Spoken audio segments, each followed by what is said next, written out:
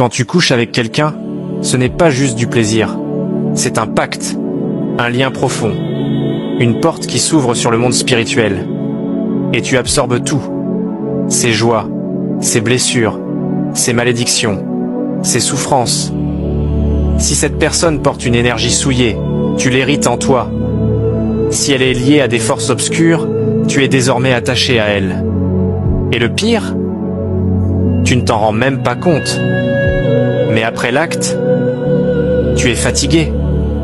Tu te sens lourd. Ton esprit est troublé. Des blocages apparaissent dans ta vie, sans raison apparente. Tu as été marqué. Mais laisse-moi te dire une vérité. Dieu ne t'a pas créé pour porter le poids des autres. Il t'a donné des moyens de te purifier. Comment te purifier après un acte sexuel ? La Bible déclare dans Psaume 51, verset 9, « Purifie-moi avec l'hysope, et je serai pur.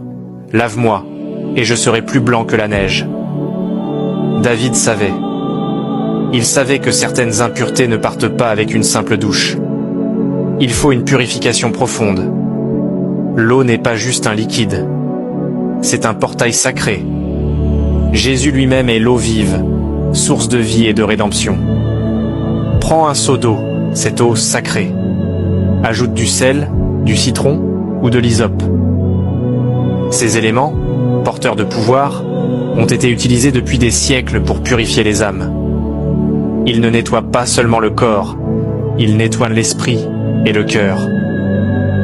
Pendant que l'eau coule sur toi, dis avec force et autorité. Comme cette eau coule sur moi, qu'elle emporte avec elle toute impureté, toute malédiction, toute énergie négative qui s'est accrochée à moi. Que mon corps, mon âme et mon esprit soient restaurés dans la pureté divine, que chaque chaîne soit brisée. Ce n'est pas un simple bain, c'est une guerre spirituelle. Tu brises des liens, tu effaces les traces de ce qui t'a retenu. Ne joue pas avec ta pureté. Si tu laisses ces énergies négatives s'accrocher à toi, elles dévoreront ton avenir.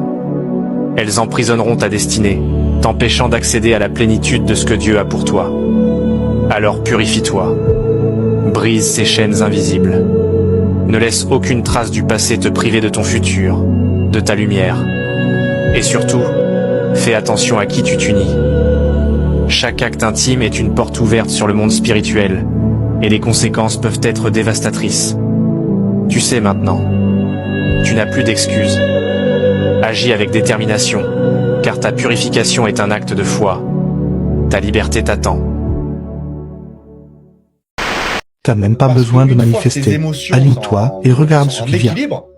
C'est le cinquième élément qu'on appelle l'éther, la conscience, le divin, on l'appelle comme on veut, mais tout le monde va comprendre, peut rentrer, mais que quand les quatre éléments sont en équilibre, et les éléments sont reliés à des émotions. Donc, quand ils sont en équilibre, le cinquième peut rentrer, et du coup, tu te retrouves dans un état de paix. Et quand tu es dans un état de paix,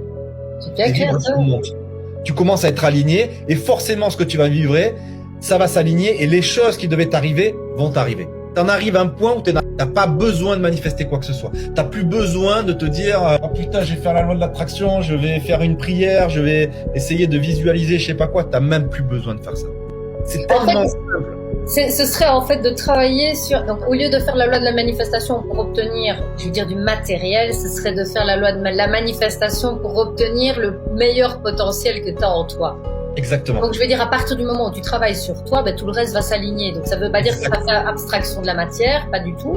Mais quand tu es aligné avec toi-même, ben, tout ce qui est autour de toi est en train de vibrer on rentre dans l'abondance, qu'on appelle. L'abondance, c'est ton esprit créateur. Et effectivement, tu n'as plus aucune limite. Tu n'as plus de limite. Tu connais. C'est ça, tout va revenir à toi. Tout ce qui t'est destiné viendra à toi. Les gens vont toujours te rabaisser sur les sujets sur lesquels ils sont le plus insécures. Une personne qui a très confiance en son physique n'ira jamais rabaisser quelqu'un d'autre sur son physique. Parce qu'elle a confiance en elle-même, qu'elle n'a pas besoin de prouver ou de rabaisser qui que ce soit pour briller. Si quelqu'un cherche à te rabaisser, c'est parce que l'expression de ses qualités réveille une insécurité chez cette personne. Et plutôt que de s'analyser, elle va projeter sa frustration sur toi, un peu comme un chien qui aboie sur son propre reflet. Alors tu peux utiliser les sujets sur lesquels les autres te critiquent pour comprendre leurs propres insécurités. Tu dois prendre les remarques des autres comme des miroirs. Les sujets ne sont jamais choisis au hasard. Celui qui critique ton intellect est juste insécure sur le sien. Celui qui critique tes ambitions est seulement honteux de ne pas en avoir. Rappelle-toi que les critiques méchantes ne sont simplement que des aveux de faiblesse et d'insécurité. Maître Dao, comment remercier l'univers? Tous les matins que vous mettez sur la terre, Oui. dis merci l'univers. Toi, terre, je suis venu sur cette terre pour accomplir mission. Donne-moi l'orientation pour que je puisse connaître ma mission. Tu as déjà dit merci à l'univers. Quand tu prends l'eau pour te laver, tu dis merci l'eau. Parce que une vibration qui est forte, je ne sais pas, hein, l'énergie qui me permet d'être propre tout le temps, c'est toi l'eau. Mais je sais que toi-même, tu as besoin d'être remercié. Que les bénédictions soient. Tu prends le feu, tu avais allumé, le feu, tu dis que les bénédictions soient. Toi, feu, c'est toi qui me permet de préparer qu'on mange tout le temps. C'est toi qui permet qu'on roule ma voiture, ma moto. Mais l'énergie qui est en toi, je sais. Tu es bon quand tu sais. Quand tu veux détruire, tu détruis tout sur ton partage. Merci, toi, feu. Apprenez à remercier les 4 éléments tous les jours. Et l'air? Mais je dis que 4 éléments. Il y a l'eau, la terre, le feu et l'air. Et comment remercier l'air? L'air, tous les matins que tu respires, est-ce que tu peux payer la facture de ta respiration? Je peux payer la facture de ma respiration? Les gens sont sous oxygène, 1 heure, c'est 5 000, 10 000, 15 000, 20 000. Ils sont sous oxygène depuis 2 mois, 2 ans, 5 ans. Et on les facture. Mais est-ce que tu peux facturer ta respiration? Il faut apprendre à dire merci l'air. Donc les 4 éléments doivent être remerciés tout le temps. Vous voyez cette photo? C'est la story qu'a postée Coco Gauff. Coco Gauff, c'est la femme qui vient de gagner Roland Garros. Sur cette photo, elle a pris en photo un papier où elle a écrit avant le tournoi Roland Garros, I will win French Open 2025. Je gagnerai Roland Garros 2025. Elle n'a pas arrêté d'écrire ça sur un papier avant de commencer le tournoi. Au final, elle l'a gagné. Coco Gauff, elle s'est inspirée de cette femme, Gabi Thomas, qui a fait la même chose. C'est la championne olympique du 200 mètres. Avant de gagner cette course, quelques semaines avant, elle n'arrêtait pas d'écrire sur un papier « Je vais être championne, je vais être championne, je vais être championne ». Et elle a réussi à l'être. Ça, c'est l'art de la visualisation. Être capable de se persuader et de s'imaginer avoir ce qu'on veut avoir. Obtenir ce qu'on veut obtenir. C'est super important et la plupart des gens ambitieux ont cette qualité. Ils sont capables de visualiser ce qu'ils veulent et de s'imaginer avec. Ça veut pas dire que si tu es capable d'écrire sur un papier « je vais être ça, que tu vas le devenir. Mais je vous jure qu'être capable d'écrire sur un papier « je vais être ça » et y croire, c'est déjà 50% du chemin. Ça paraît fou, mais c'est réel.